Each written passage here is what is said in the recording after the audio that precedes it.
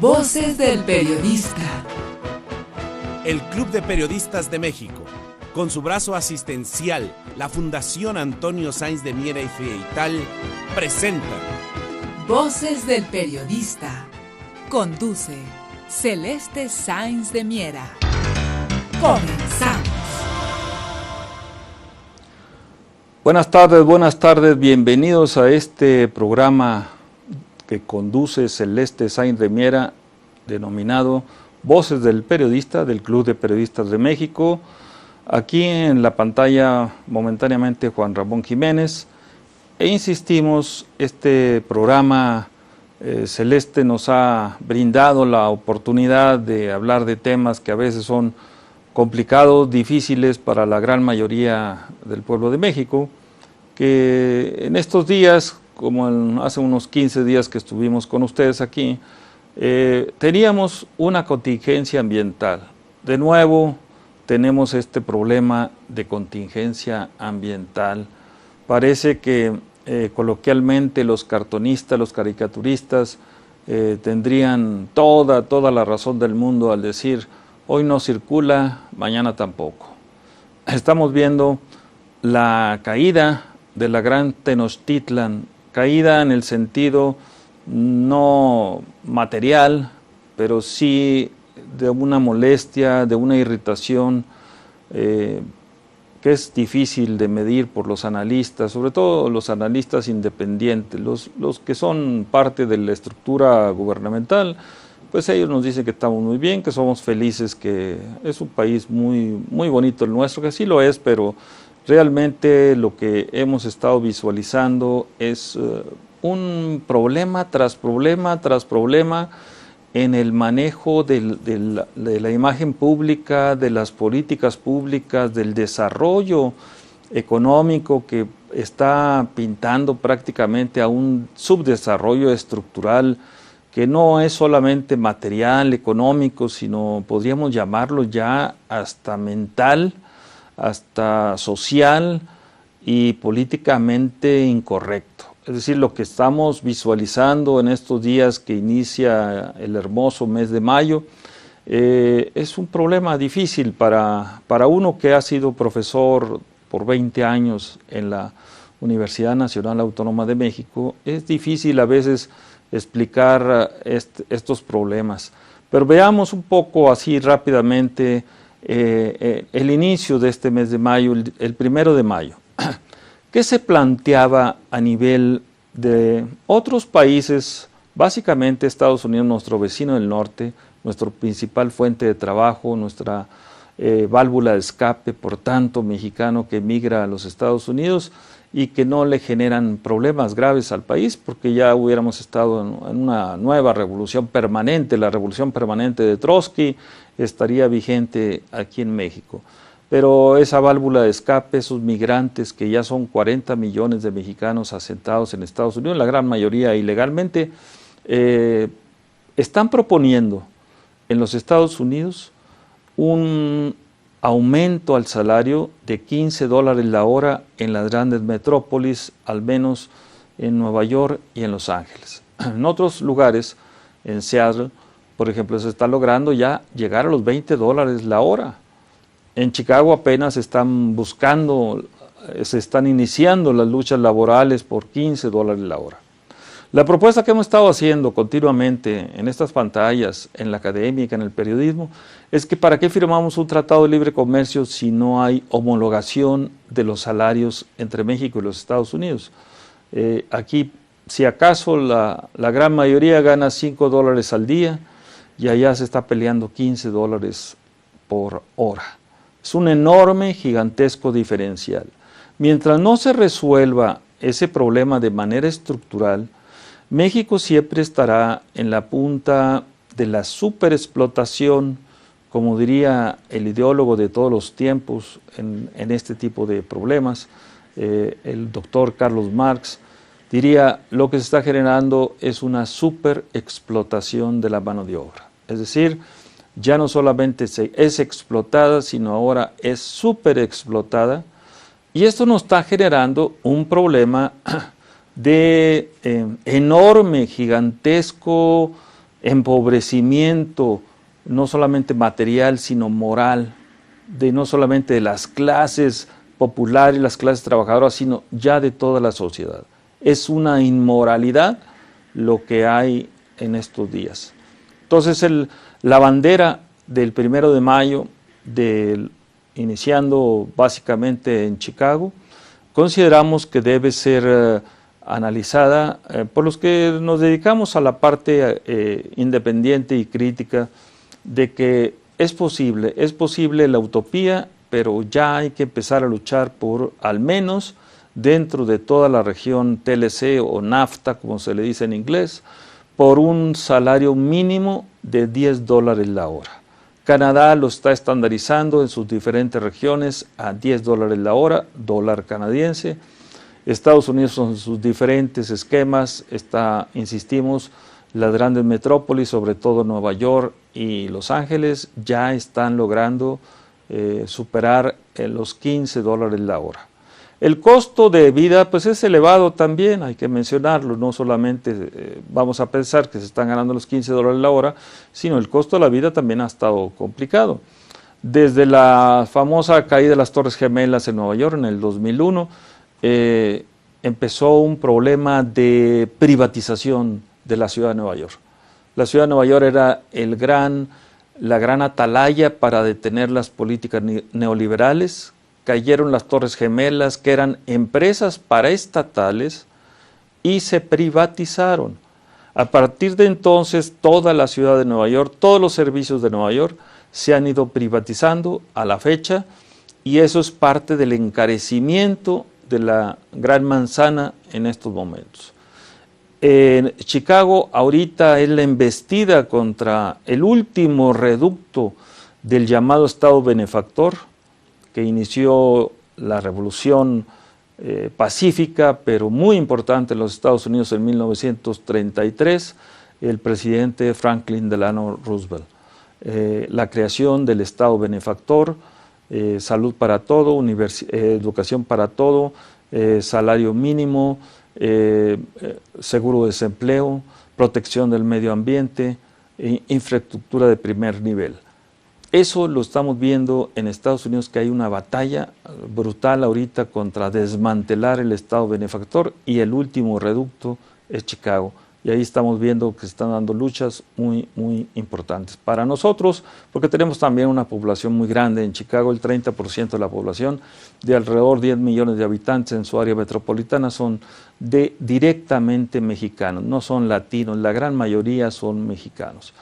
Entonces esto del 1 de mayo nos lleva a esta cuestión de que es necesario, insistimos, plantear $10 la hora para toda la región TLC o NAFTA.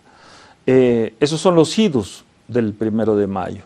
En México, pues todavía andamos en luchas de la CENTE con C de casa, que es el único grupo político-social, los maestros, que están dando la batalla frente al modelo neoliberal, un modelo totalmente depredador, como lo hemos estado analizando aquí en estos programas, en Voces del Periodista, en el programa Voces del Periodista, en fin, en la academia, en donde se pueda, hay que plantearle a la población esta situación.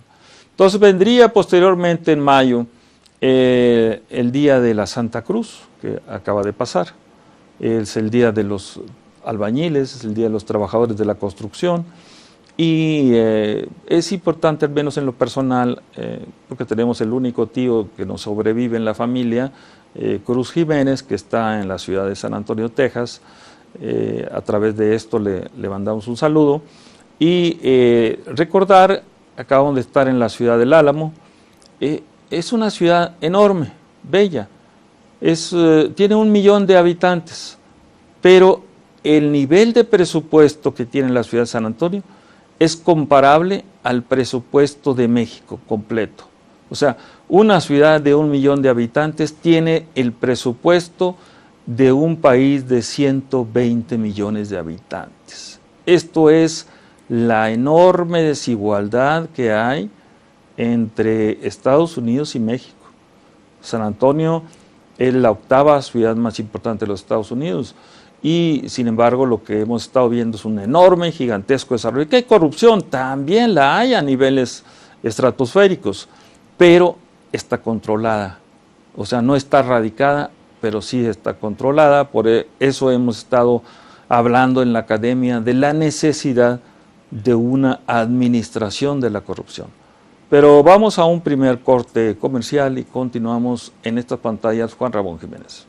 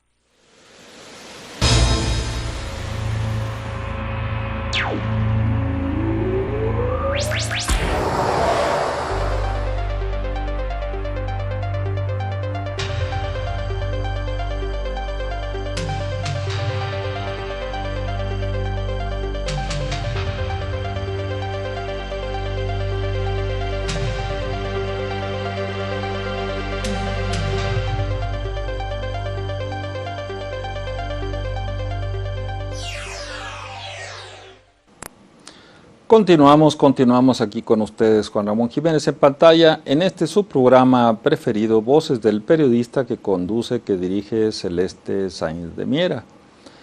Y estamos introduciéndonos al tema lentamente, pero vamos al tema central, el tema de la banca, lo que hemos llamado los banksters, porque realmente lo que hemos estado viendo es un saqueo total. Este país no tiene control, este país es fácil de saquear por estos sicarios, macro sicarios de cuello blanco. Aquí en pantalla tenemos a gran cantidad de todos ellos que han estado verdaderamente en un saqueo brutal de las arcas del país. Porque decíamos, San Antonio es la octava ciudad más importante de los Estados Unidos, con una población, el 80-90% es población mexicana, con un nivel de vida envidiable, grandes autopistas, grandes universidades, grandes centros de distracción. Ahí hicimos nuestra maestría en St. Mary's University, una universidad pequeña pero muy crítica y muy dura, en la ciudad del Álamo. En fin, el tema nos dice que en esa ciudad se han canalizado grandes cantidades de dinero ilícito de México hacia San Antonio, Texas. ¿Cómo se va ese dinero? Pues a través de los bancos. Si usted va a un banco, y aquí está la central de Bancomer, muy cerquita donde estamos nosotros, la acaban de cambiar, hago un paréntesis, es importante. Fíjense ustedes que cuando se privatiza Bancomer, se dejan de pagar 1.500 millones de dólares al fisco. Si usted y yo pues nos dejamos de pagar al fisco, pues nos hacen un embargo y luego nos meten a la cárcel. Pero acá se dejaron de pagar 1.500 millones de dólares. Y en los medios se dijo, y nosotros conocimos personalmente al ingeniero Acosta, que era dueño de un bono robado al gobierno japonés y que fue depositado en el banco Probursa, y luego posteriormente ese bono sirvió en parte para comprar entre comillas Bancomer. Imagínense los fraudes que se hacen por estos entrelaces entre el sector público y el sector privado. Un gran banco, el segundo banco más importante del país, Bancomer, se vende con este tipo de cosas. Ni el gobierno de Japón reclamó, nadie reclamó esto que se hizo. El juez Garzón, que en su momento denunció este lavado de dinero, pues ahora es parte de los esquemas criminales de México, ha sido parte del apoyo que recientemente se le dio al exgobernador Humberto Moreira, y Humberto Moreira es uno de los grandes inversionistas en la ciudad de San Antonio. Tiene las arcas del estado de Coahuila, sacó cerca de 3,000 millones de dólares, y pues fueron a dar a la ciudad de San Antonio. Fueron a dar gran cantidad de esto. ¿Cómo llegan esos dineros? Pues llegan a través de la banca.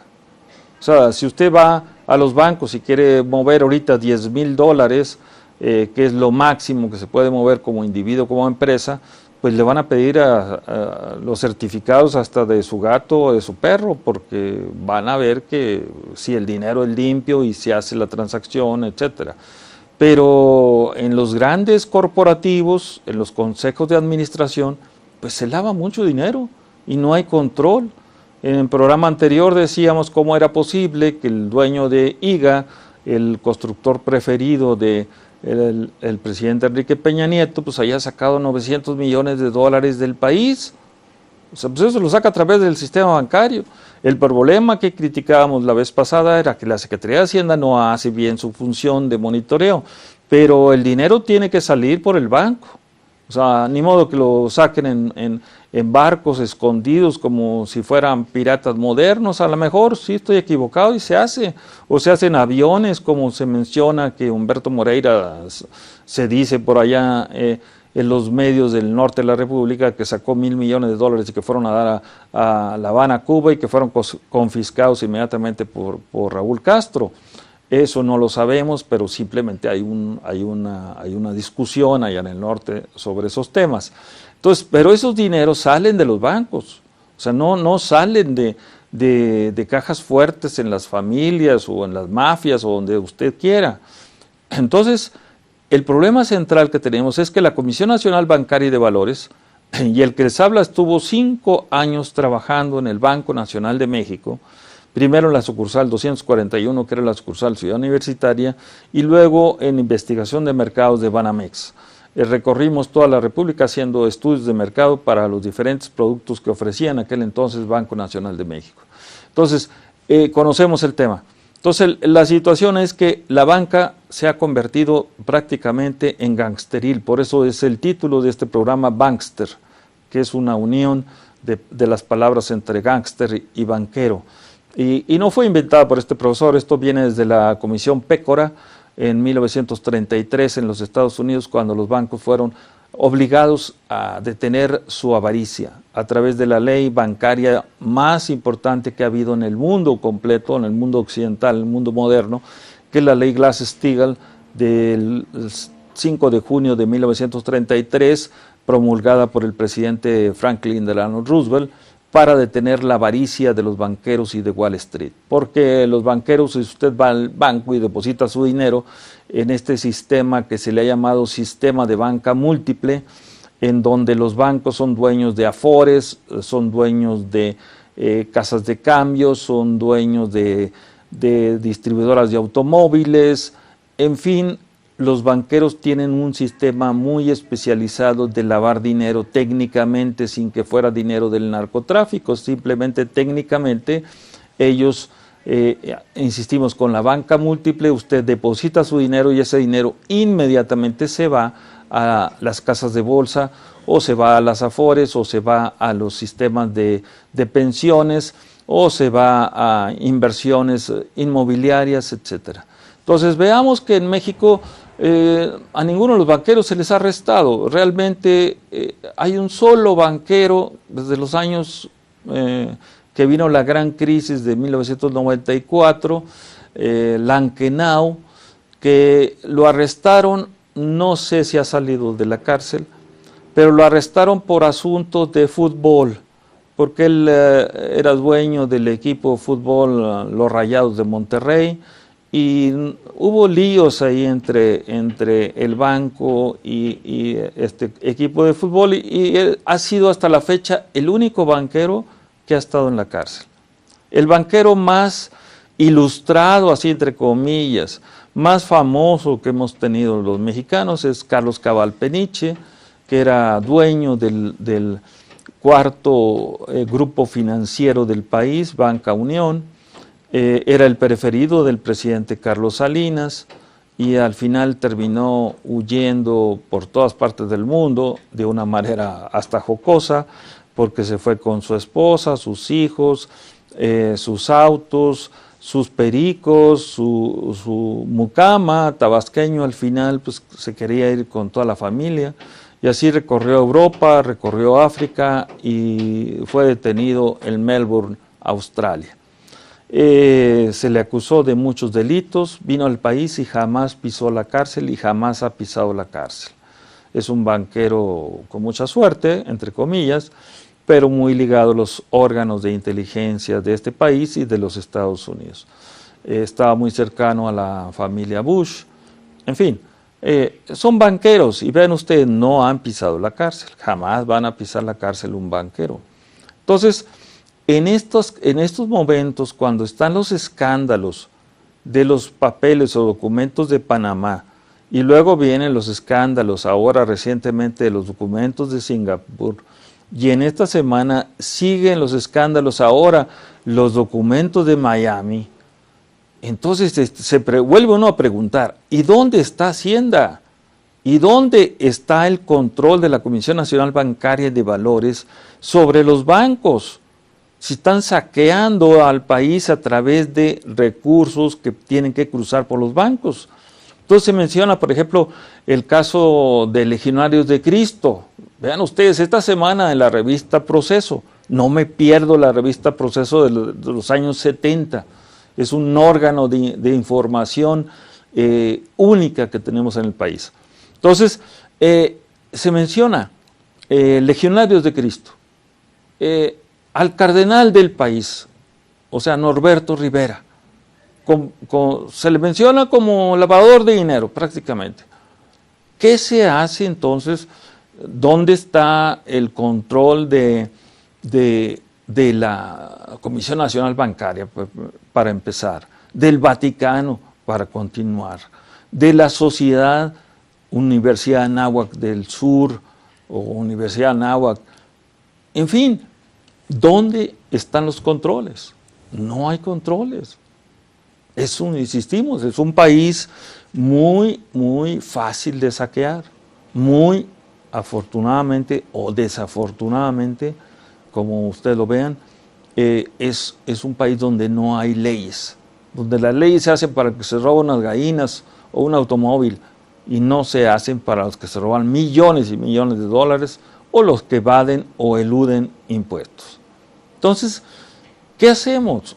Es una pregunta a la sociedad en su conjunto. ¿Qué hacemos frente a esta falta de control, de moralidad en la administración pública, en la administración privada? Porque están ligados, los bancos son privados. Se nacionalizaron fraudulentamente por Carlos Salinas y luego se reprivatizaron y se entregaron a los grandes grupos internacionales por Ernesto Zedillo. Jamás va a haber castigo para Salinas o Zedillo.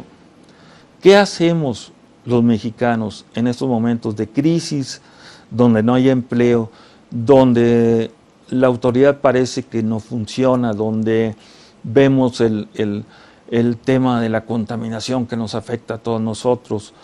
En fin, amigos, lo dejamos para seguir continuando con este programa hablando sobre los banksters, estos banqueros gangsteriles que hay, no solamente en México. Este es un problema global, pero nos toca en México estos temas muy especiales. Vamos a un segundo corte y continuamos.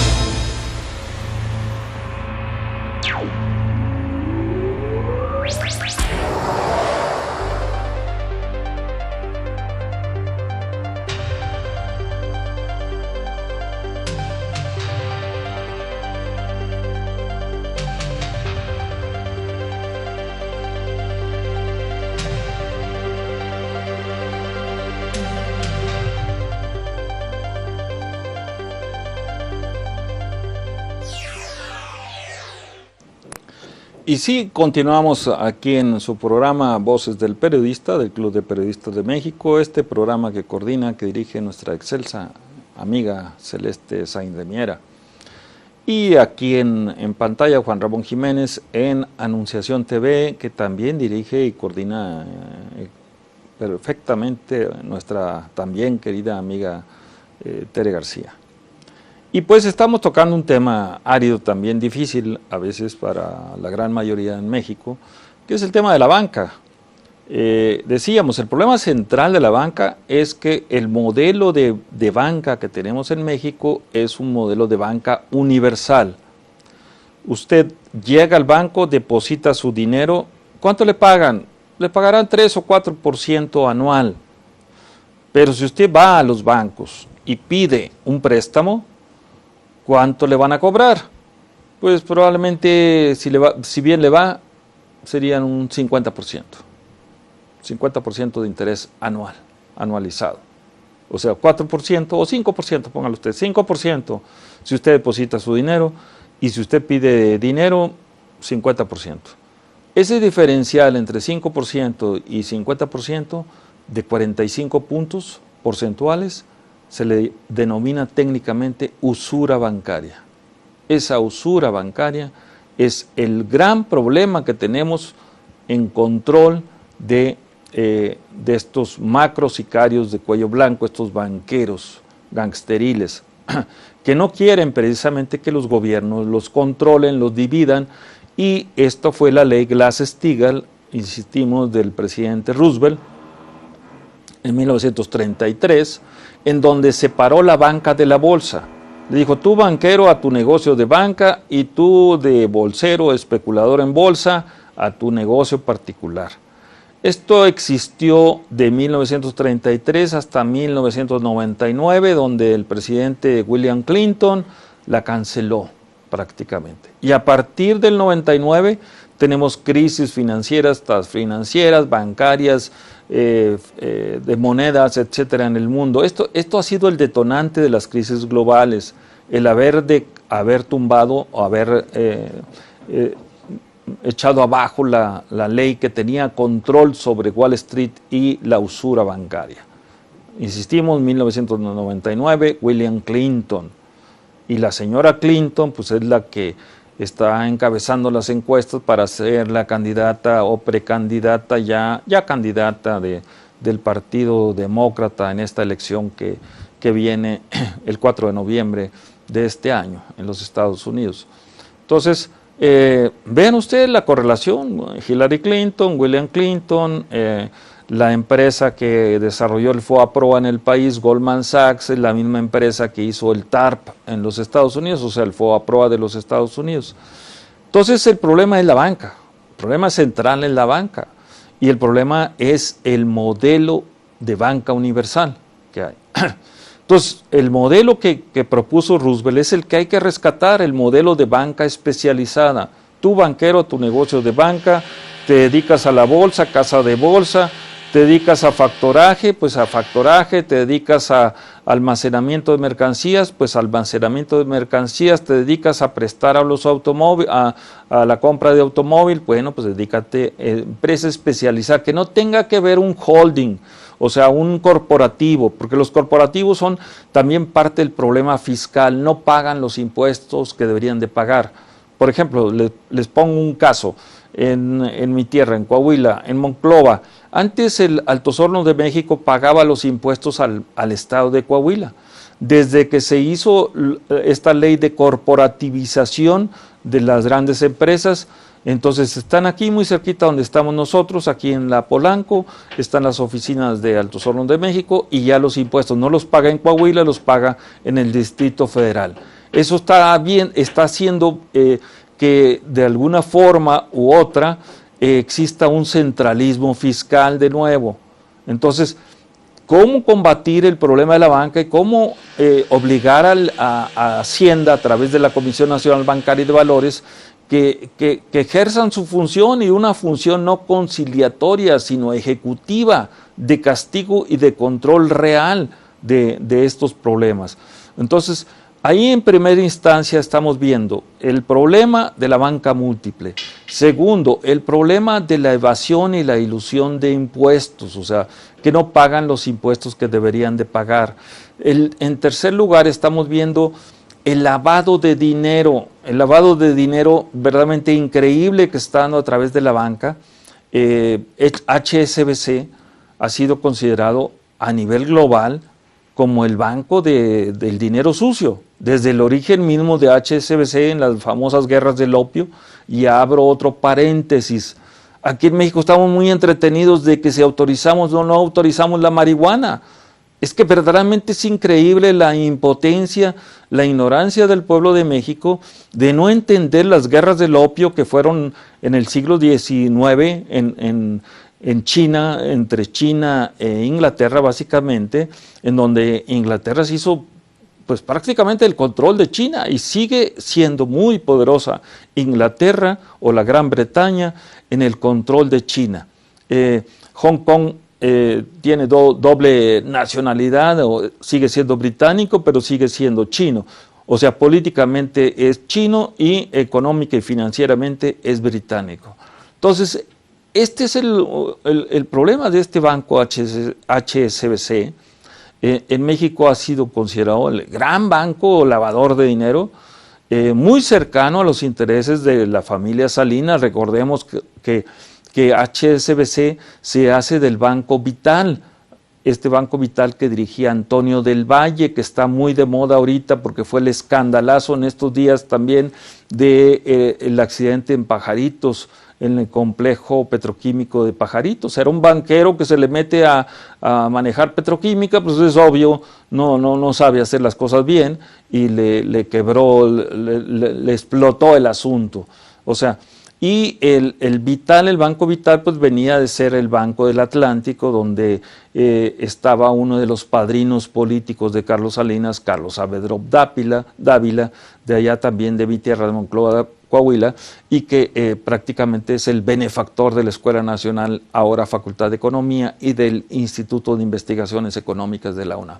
Entonces vean ustedes, Banco del Atlántico, Banco Vital y ahora HSBC. Pues esos intereses están cruzados.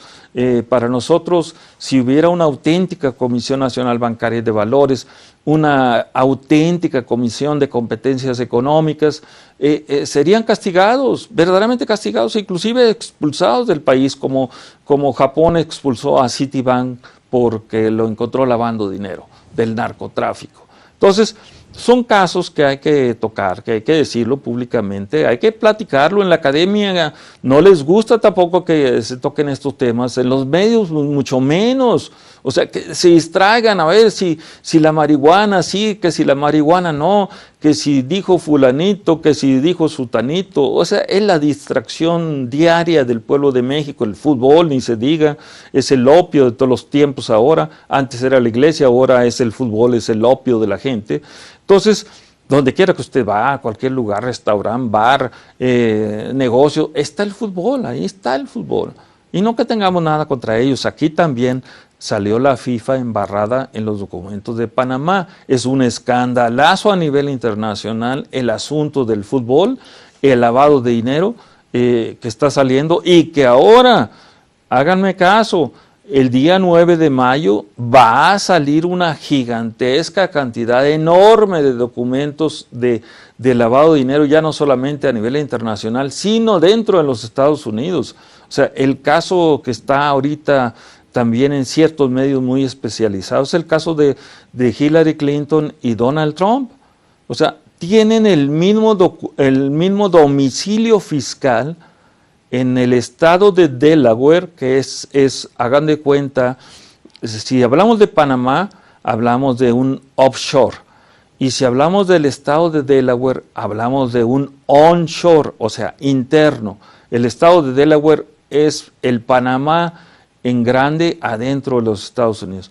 Entonces, en la misma dirección, en el mismo domicilio fiscal, están Hillary Clinton y Donald Trump. Hágame usted favor, o sea, si estamos hablando de México, ahora estamos hablando del país número 1 del mundo.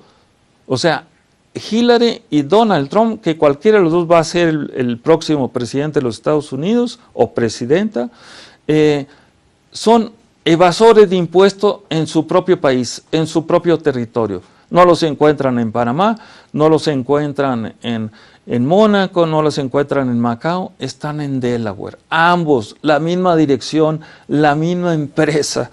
Entonces, ¿qué hacemos frente a una criminalidad global que vienen a ser los macrosicarios bancarios prácticamente?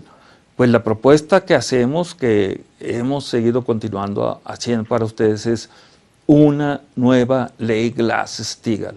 O sea, a nivel de los Estados Unidos para empezar, y en México, o sea, TLC, para iniciar esta propuesta. Una separación absoluta entre las actividades de la banca y las actividades de Afores, o sea, fondos de pensiones,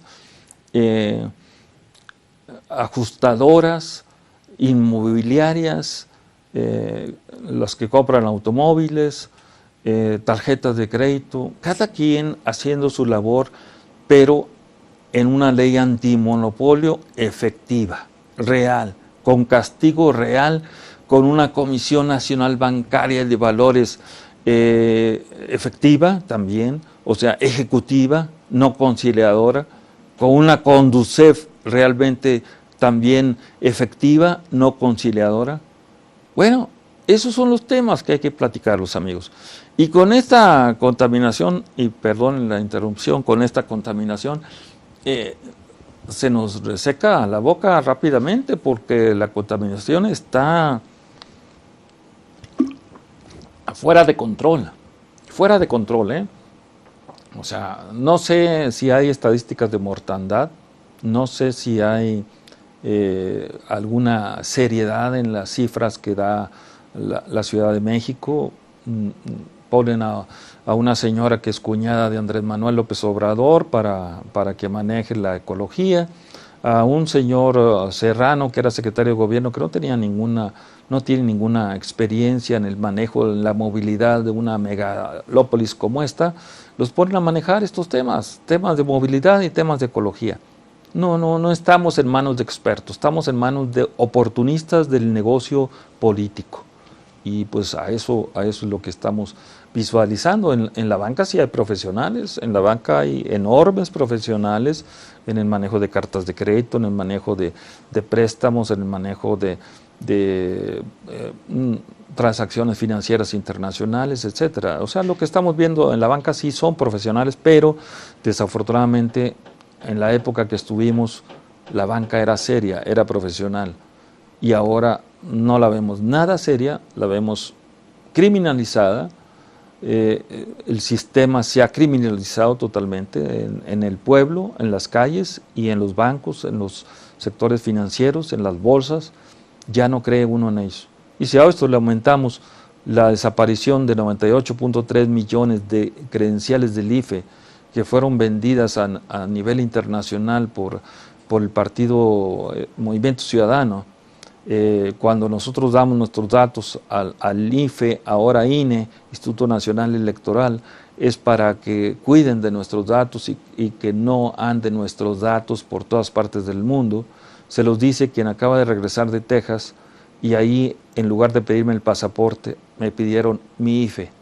Entonces estamos ya en manos de una criminalidad global, que esto hace que también las elecciones no tengan credibilidad, porque también por cualquier hacker puede manejar cualquier elección y se puede mover, pueden, no sé, de alguna forma presionar al votante en su domicilio, en su trabajo, para que vote por determinada persona o, en fin, lo que se pueda hacer. Pues vamos a un tercer corte comercial y continuamos.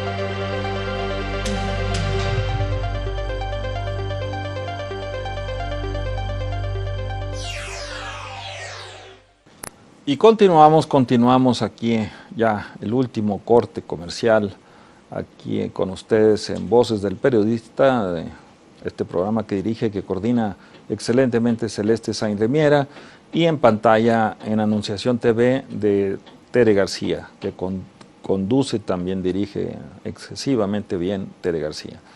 Amigos, pues concluyo con estos temas de la banca, con esta banca que hemos llamado banksteril, y que desde la Comisión del Congreso de los Estados Unidos, la Comisión Pécora, se le llama banksters. Hay inclusive ahora en la ciudad de Madison, en Wisconsin, que es una ciudad universitaria prácticamente, bella, limpia, bien organizada, etcétera.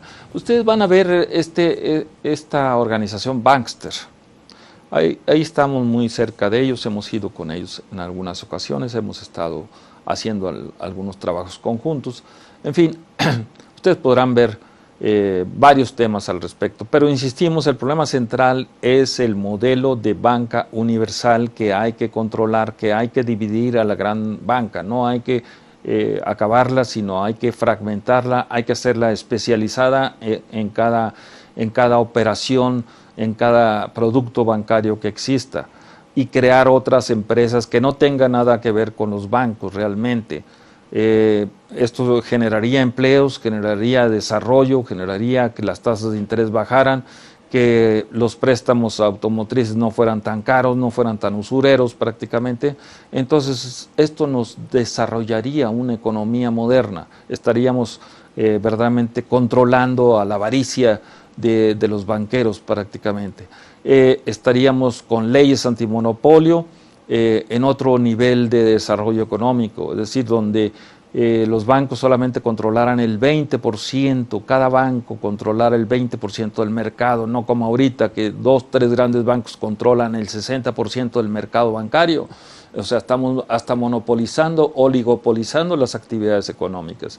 Entonces es necesario regresar a una ley de Roosevelt, Glass-Steagall, que solamente la está proponiendo el candidato popular, el único candidato que es creíble en esta contienda electoral en los Estados Unidos, Bernie Sanders, senador por Vermont, que acaba de ganar de una forma, para mí en lo personal, emocionante, la última primaria en Indiana, en donde los discursos que él dio, los discursos que le escuchamos a la juventud, al estudiantado en los Estados Unidos, son discursos de gente que está harta del sistema neoliberal, prácticamente. Entonces, la juventud, las universidades, el estado de Indiana es un estado industrializado, es un estado con muchas universidades. Nosotros hemos estado ligados directamente con la Universidad de Indiana en el campus Terre Haute. Entonces, es importante esto porque en esta foto en pantalla vean a ustedes toda la muchachada, toda la juventud apoyando, gritando a favor de Bernie Sanders, y los discursos que se dieron ahí son verdaderamente impresionantes, como la juventud, sobre todo la preparada, la universitaria, está luchando por un candidato de edad, ya viejo, pero que está arrastrando a la juventud.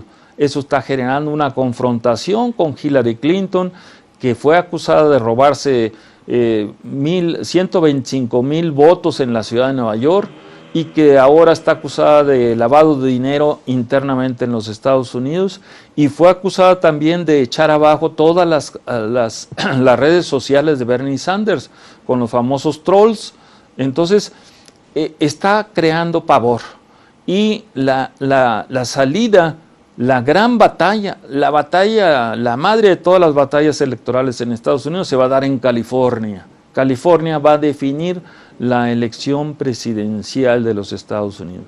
Si acaso Bernie Sanders fuera el encabezado, el abanderado de esto, el gran pueblo norteamericano sacaría su casta y su democracia interna, que sí la hay, con leyes que sí las hay, que sí las ejecutan, que sí hay gangsterismo, también lo hay, pero el gran pueblo norteamericano daría una muestra al mundo de que realmente van por una nueva ley Glass-Steagall, que es lo que ha estado luchando este senador Bernie Sanders, conjunto con la senadora Elizabeth Warren, también es una mancuerna brutal. En caso que fueran candidatos ambos, serían brutalmente atractivos para las grandes masas. Entonces aquí tenemos en pantalla a la senadora Warren. Es una senadora muy valiente, que se ha confrontado con Wall Street y con los banqueros. Es el momento en que dos personajes de nivel en los Estados Unidos están luchando por controlar la avaricia, el control de los grandes bancos y de Wall Street. ¿Cuándo vamos a ver en México a los políticos, a cualquier partido político hablando de estos temas? Nunca, nunca. Aquí veremos a un Andrés Manuel que nunca sabemos si paga impuestos o no. Y así estarán todos los partidos en lo personal. Pero a veces tocamos a Andrés Manuel porque él se cree el Mesías de este país. Y realmente hay que decir las cosas como son. Si se pagan los impuestos, entonces eres buen ciudadano, eres buen político, eres buen candidato. Pero muéstrame que paga los impuestos. Entonces, hay muchos temas que discutir, pero alrededor de la banca, lo principal en este momento es el modelo de banca universal que hay que acabar, que hay que controlar, que hay que profesionalizar en empresas especializadas, con leyes antimonopolio especializadas para detener el lavado de dinero, enorme lavado de dinero, que estamos saliendo México siempre embarrados en los asuntos de Panamá, luego los asuntos de Singapur y ahora en los asuntos de Miami. Ahí están todos nuestros personajes, nuestros prohombres de negocios, están verdaderamente agarrados infraganti en el gran lavado de dinero que significa el no pago de impuestos. En un país como el nuestro, amigos, es criminal. Estos deberían ser criminales auténticos de cuello blanco y que hay que seguir sobre este tema.